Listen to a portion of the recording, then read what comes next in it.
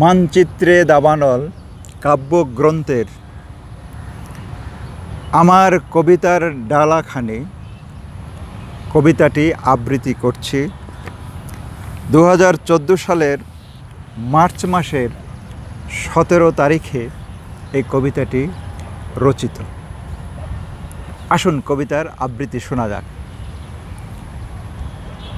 আমি অতি সযতনে সহজভাবে সাজাবো আমার কবিতার ডালাখানি, যেখানে রৌদ্র ছায়া আলো বাতাসের মুক্ত খোলা ঘরে হবে তাদের বসবাস।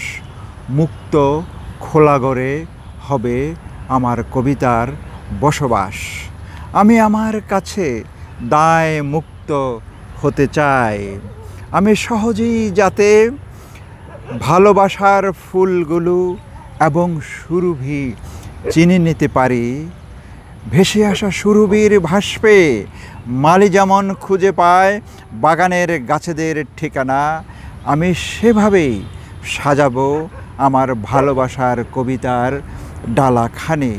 কাব্যপিপাসু পাঠক যাতে সহজেই বুঝে নিতে পারে আমার কবিতার সুরভি, সহজেই বুঝে নিতে পারে আমার কবিতার সুরভি।